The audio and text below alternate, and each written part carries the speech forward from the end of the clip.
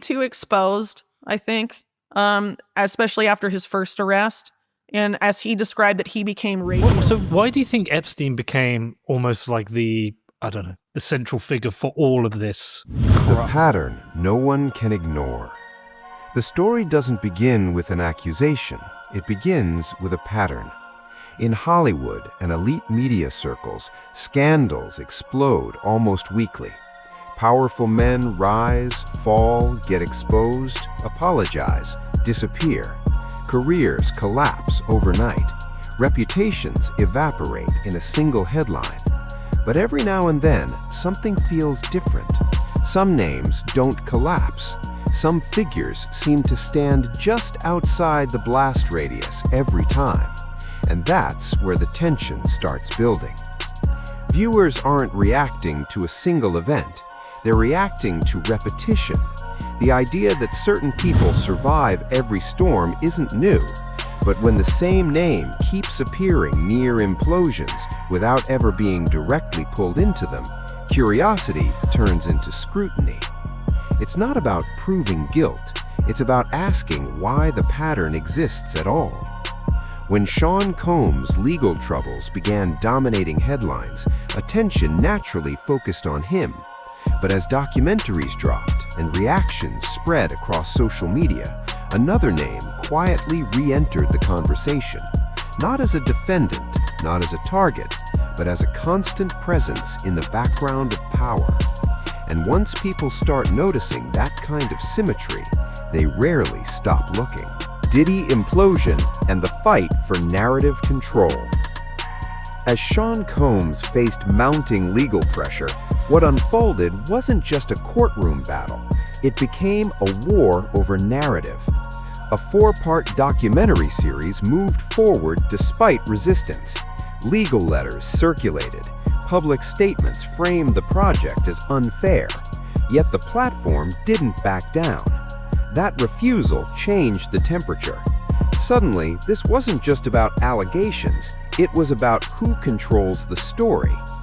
When Curtis 50 Cent Jackson attached his name as executive producer, the tension escalated further. Their rivalry had history, and now it felt personal. Social media reactions weren't subtle. They carried an undertone of inevitability, as if some people already believed they knew how this would end. Meanwhile, Combs' release timelines shifted. Appeals were filed. Public relations strategies tightened. But something unexpected happened.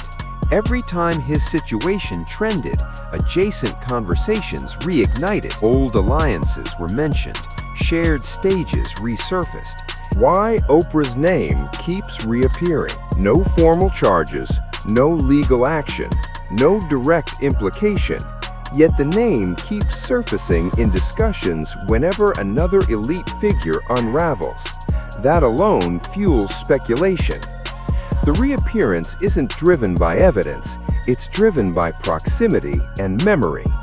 Audiences remember who endorsed whom, who interviewed whom, who shared platforms and public praise. When a powerful man collapses, observers rewind the footage of past alliances, and if the same figure appears repeatedly in that orbit, even without wrongdoing, it creates tension. Silence adds another layer. In moments where public condemnation is expected, strategic distance can look like calculation.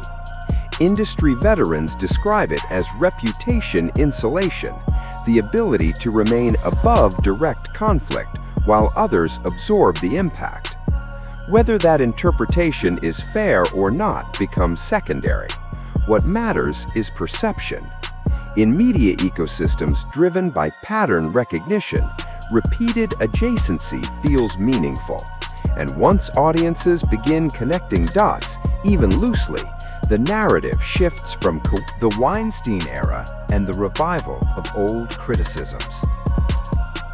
When Harvey Weinstein's convictions reshaped Hollywood, the fallout touched nearly everyone who had once moved within his circle. Public figures were forced to answer difficult questions about what they knew and when they knew it. Among those voices were critics who pointed toward Oprah Winfrey. Singer Seal openly questioned her past association, suggesting she must have been aware of rumors long before they became headlines. Actress Rose McGowan echoed similar frustration, accusing powerful figures of protecting a corrupt structure. These accusations weren't proven, and no legal action followed, but the emotional weight lingered. What unsettled critics wasn't a single interaction, it was the broader pattern of shock expressed after exposure. Detractors argued that powerful individuals often condemn behavior only once it becomes publicly undeniable. Supporters countered that hindsight creates unfair expectations. Still, the debate didn't disappear. It remained dormant, waiting for another moment of elite collapse to resurface. And when new controversies erupted years later, those archived criticisms felt less like isolated grievances and more like pieces of an unfinished argument. The school controversy and the armor of philanthropy. Years before the current wave of scrutiny, a prestigious leadership academy opened abroad under Oprah's banner. The mission was empowerment. The branding was hopeful. Within a year, reports emerged involving misconduct by a dormitory staff member. The response was swift. Apologies were issued. Leadership changes followed. Investigations were conducted. Officially, the matter was addressed, yet rumors never fully dissolved. Later incidents involving student conduct added complexity to the story.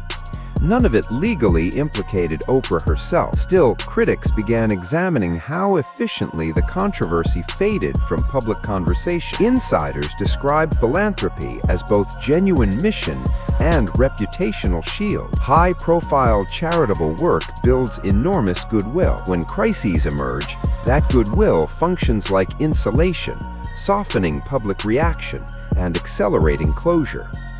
To supporters, this reflects responsible leadership.